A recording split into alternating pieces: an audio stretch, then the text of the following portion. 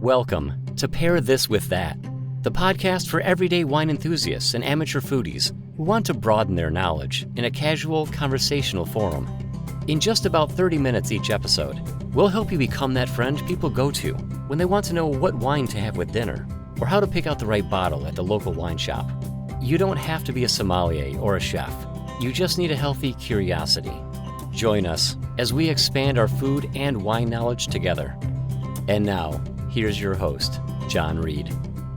All right, and there it is. Well, welcome to the first ever episode of Pair This With That. I'm going to be your host. My name is John, and I started this podcast because I really wanted to do something that pays tribute to the art of pairing wine and food. And I come at this from a wine lover's perspective to start. I'll get into that a little later, but the more I got into wine, the more appreciative I became of how wine enhances food. And that kind of sparked my interest in getting more into food. I wouldn't call myself a foodie, but I do like to cook. I'm not a professional chef by any means. I did have, in college, I was a line cook at a sports bar, but that's probably to the extent of my culinary experience from a professional level. So why did I start this podcast? All right. So I was once very much like you. If you're listening to this, I hope you are just beginning your wine journey or very early into your wine journey. That's where I was I'd say about 18 years ago. I started getting into wine. Now, why did I do that? It wasn't because, I grew up around wine. My parents weren't particularly big wine lovers. I guess it happened for me because, I was in my 20s. I was in my mid-20s. And I felt like, hey, I'm an adult. And maybe when I go out to dinner, I can order something more than beer. And, certainly Mountain Dew wasn't going to be a choice. And I didn't really like beer. So I needed to figure out something else that I could have with my meals that was kind of more adulty and something that I would really appreciate. So I thought, hey, grown-ups drink wine. I should start drinking wine. But my experience originally was I didn't know what I was doing. I remember the first time I actually ordered wine at a restaurant. It was a Pinot Grigio, and I didn't know anything about Pinot Grigio. I didn't know anything about wine. But what I saw off of the menu was, it was a light wine. It was very citrusy. It had some fruit elements to it. And I was a very picky eater, and I didn't like to experiment much with food or drinks. I liked what I liked, and I liked to stick with that. So I thought, well, okay, this profile sounds like something I would like.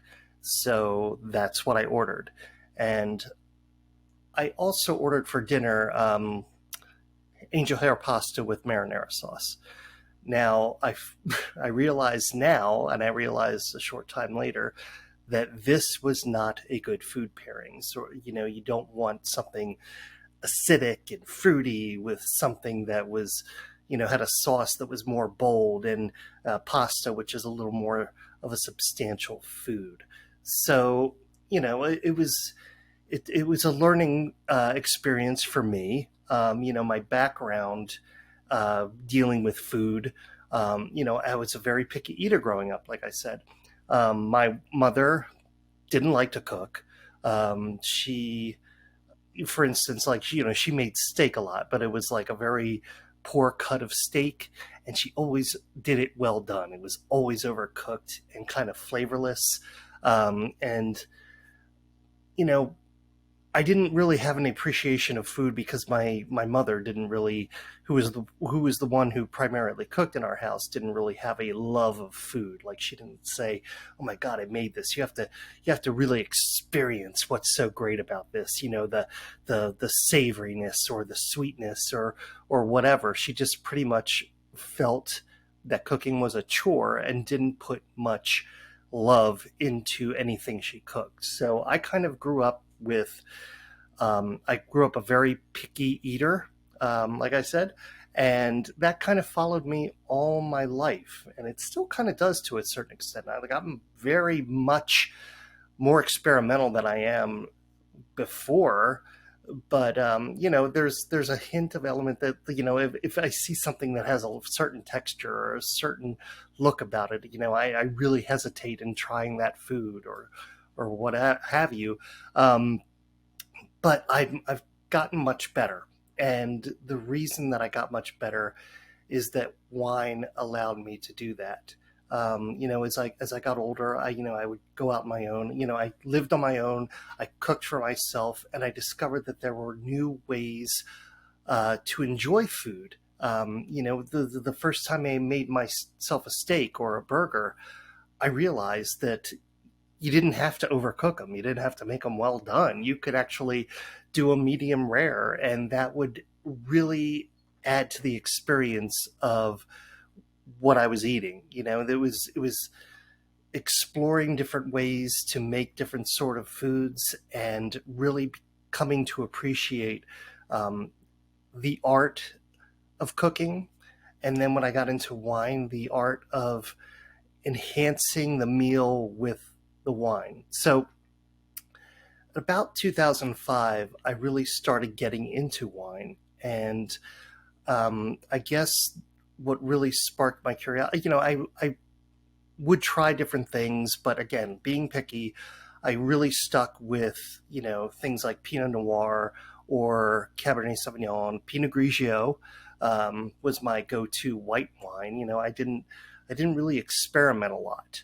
And then the movie Sideways came out, and that really got me into wanting to become more of a wine enthusiast. The character of Miles, I really felt a connection to, not only because of his love for wine, but because of his kind of temperamental personality, which I kind of had at the time and still kind of do. But I had a connection to him. I'm like, oh, I really want to be more like this guy from, a wine perspective. I want to be that guy who knows so much about wine that he can go to Napa Valley and kind of whoever he's with kind of give him the lay of the land. And this is the kind of wine you want to try. This is the kind of winery you want to go to. And then eventually I wanted to be that guy who was more knowledgeable about wine, basically. So again, 2005, I really started to get into wine. My wife, who I was dating at the time, she really, she kind of shared my enthusiasm for getting more into wine. And so I was living in a town called Westchester, Pennsylvania at the time. And in the mail one time, I got this flyer that was, I think it was Chester County Night School, or one of those adult education, you take a class at night to learn more about whatever you were interested in, gardening or cooking or whatever. So in this flyer, they had, a wine class. I think it was Wines on a Budget. And it was at this place called Collier's of Centerville. And I had never heard about the place before, but it was right over the border in Delaware. Delaware is where I grew up again, but I never knew about this wine shop. So we decided, hey, this is a good way to get to know more about wine, and we're not exactly rich people, so this sounds like a perfect kind of class for us to take and see what Colliers of Centerville is all about. So we took the class, and that night really changed our lives forever when it comes to wine, because the experience was so great. So kind of set the table for you, the Colliers of Centerville is owned by a woman named Linda Collier. Her background is she grew up in New England. At one point in her life, she moved to Europe, and she, just learned so much about wine, and that became almost her life. She had this unquenchable thirst, no pun intended, for the experience of wine and teaching more people about wine and what there was to love so much about wine and the different types of wine you could experience. So when she moved back to America, she wanted to open this wine shop, and she wanted to open it in Centerville, Delaware. The laws in Delaware at the time were such that it wouldn't allow her to open up the kind of shop that she wanted. And part of what she wanted to do was have wines out for tasting and to host these wine classes, an example of which was the one that my wife and I took. So she actually got to know a lot of the legislators in Delaware, and actually helped write the legislation that changed the laws and allowed her to open Colliers of Centerville, which is her vision of what a wine shop should be. It shouldn't just be a wine shop. It shouldn't just be a place where you go and buy wine. It should be some place where you learn about wine. And that's part of the experience of going to Colliers. If you're going in there and you don't know anything about wine, maybe you were just like me. Maybe you just like Pinot Grigio, or maybe you just like Pinot Noir, but your experience was Cavit or Barefoot wines or what have you, like one of the mass production, cheap kind of wines, and that's all you knew. She would take someone like me and say, okay, what do you like? Oh, you like Pinot Grigio? All right, well, let's try Pinot Gris. It's very much the same as Pinot Grigio, but this winery makes it differently than a winery in Italy. She would introduce you to new wines. She would have some stuff open for tasting specifically to introduce different types of wines to people who might not have known or ever experienced these kind of wines. So it was very much an education.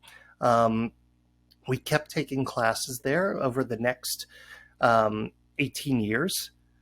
And actually, I'm living in Hudson Valley, New York now. We actually just traveled there a few weeks ago down to Centerville, Delaware. We stayed there for a few days, and because we missed the classes, we wanted to take at least one or two classes per year, even though we were like 300 miles away now. So we took we went to another class, and it's all about the experience. It's all about kind of being drawn into Linda's gravitational pull and experiencing that passion she has about wine, and sharing in that passion that she has about wine. Now, the wine classes, let's get into that for a little bit. The wine classes are always, she pours you the glass. It's just about an ounce or so. And you look at it, you look at the color, you sniff it, you note the different aromas that are coming off the glass.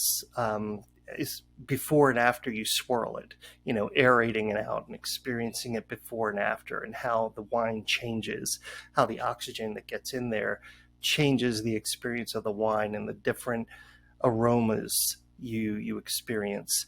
And then when you taste it, this is the one way she taught me, you take a sip, swish it around your mouth, and draw in just a little bit of oxygen into your mouth. again, to see how the wine changes before and after you do that, and then she has you taste it, and it's if it's something you never tasted before, she asks you, what do you like about it? Is there anything you don't like about it?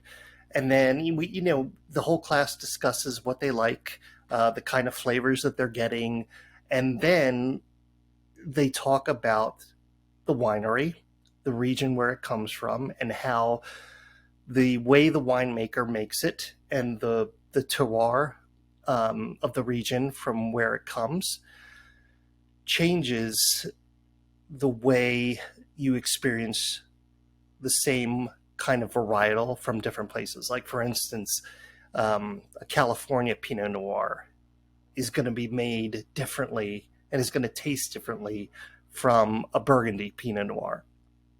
You're going to get different elements because of the way they make the wine, and different elements because of where the wine is grown. So you learn more about, if you like the Burgundy more than you like the California Pinot Noir, then you recognize why you like it more, and why you like the California wine more. Frankly, the California wine is going to be less expensive than the Burgundy one, so that's something you got to consider too. But and again, it's the same with Chardonnay. Wines like Chardonnay. My experience with Chardonnay before I took Linda's classes was, I order Chardonnay at a bar, and it would always be this big, oaky vanilla bomb in a glass. And it made us both think, my wife and I, we don't like Chardonnay. We're never going to order this because, it's just so oaky and so vanilla-y, and, it's just not friendly to our palates. Taking Linda's classes, we've realized that, that's just the way those mass-produced California wineries make their Chardonnay, because they're trying to please a mass audience, whereas there's so much more from Australia, from South Africa, from France. There's so much more to experience, and so much different styles of Chardonnay that we realized that we like Chardonnay. We just didn't like the way it came from these mass-produced wineries from California. So it was 18 years of taking these classes just opened up our world, the world of wine, to us in ways that we never imagined before. We tried so many different wines, and the more we took the classes, inevitably at the end of every class, the last thing that was always discussed after trying each wine was, what does this go with? What are you going to pair with this? What kind of food? Cabernet Sauvignon, for instance. Obviously, the suggestions for a ribeye steak, medium rare ribeye steak, and some, fingerling potatoes. That's an easy pairing. But some people, a mushroom dish, because of the rustic, full flavored nature of mushroom dishes. The Cabernet Sauvignon would hold up to that. So the more we took these classes, the more we learned about, first of all, what we liked, what was out there.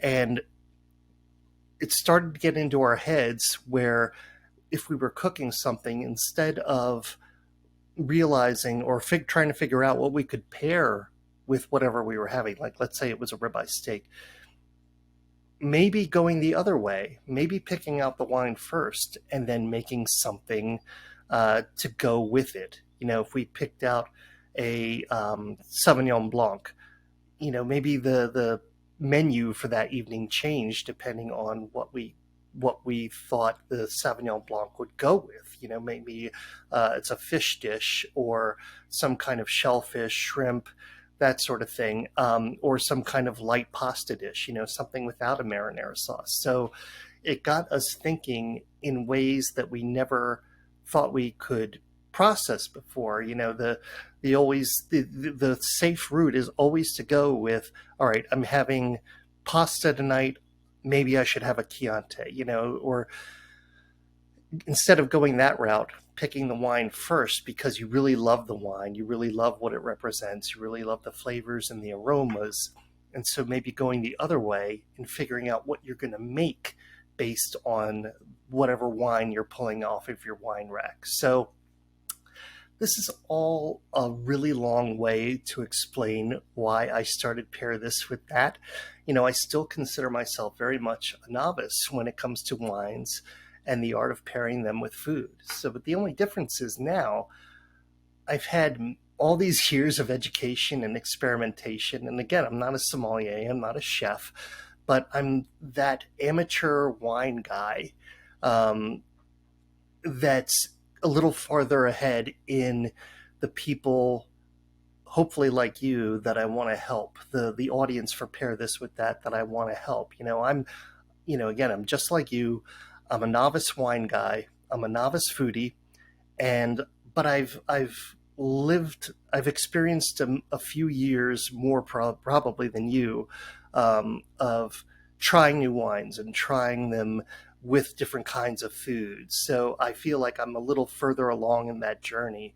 And you might think that anyone who's been going to these classes would practically be a sommelier by now, but myself and the other people who still go to these classes at Collier's, been doing, a lot of them were doing it for years before I even got there. So, and they're still learning something new every time. If you listen to them, they still love the experience of discovering a new wine or a wine that they don't try very often, and then thinking about processing what would go well with the wine. So these are wine lovers who enjoy the entire experience. They love learning new things. They love enhancing their dining and wine drinking experiences when they're out to dinner or just staying home. I will tell you one thing that gaining all this experience has brought me, and is that my wife and I are now considered the wine experts by our friends. If they want a wine recommendation, or they want to pair a particular wine with whatever they're cooking, or want a suggestion for a wine with whatever they're cooking, we're the ones that they're come to. And I got to tell you, that feels great. It's sort of like if you have that friend who works in the computer industry, before you buy a new laptop, you always go to him or her to make a recommendation about what kind of laptop you should buy, or what kind of, tablet or smartphone you should buy. That's kind of how I feel now that I've had all these experiences in these wine classes. And, I'm able to make solid recommendations. And I got to tell you, there's a certain social cachet that comes along with being the friend that others go to when they want wine recommendations, or they want to know more about wine. And that's kind of what I want to do for the audience that's listening to Pair This With That. Help you become that amateur food and wine expert that your friends go to for recommendation. Or if they have questions about what the difference is between Pinot Noir and Cabernet Sauvignon, or whatever the topic is, I want to help bring you along that journey by not only talking about these topics myself, but also bringing in guests to talk more about wine, food, and the art of bringing them together to make a really great Epicurean experience. So I'm planning to have guests who know something about both food and wine. I apologize because the first few episodes might feel a little amateurish, but I'm just your regular dude who decided to start a podcast because he thought, there might be people out there who would benefit from what he has to say. So I'm learning about the whole podcast thing. But so if you have any suggestions, or if there are any topics you want to discuss, be sure to contact me. I'm on Facebook. Pair This With That is I have my Facebook page, and I'm also on Instagram at Pair This With That. So, direct message me on either of those platforms, or you can send me an email, Jon, Jon, at pairthiswiththat.com. So there it is. There's my introduction. There's the inaugural episode of Pair This With That. So, again, if you have any feedback, just let me know, and hopefully you'll continue to listen. If you're on YouTube, you might be seeing this Wine with Barbecue reclaimed wood flag that I have in the background. That's my other blog, Wine with Barbecue, because I'm kind of a barbecue enthusiast, and I decided I would meld my two passions, wine and barbecue. And I do have my blog, winewithbbq.com, if you want to check that out, or follow me on Instagram and Facebook. So I will definitely look forward to making more of these episodes, and hopefully you'll enjoy them and you'll keep listening, and I hope you have a wonderful day. Thanks for joining us for this episode of Pair This With That. Be sure to subscribe to us on YouTube and follow us on Instagram and Facebook. Until next time, cheers.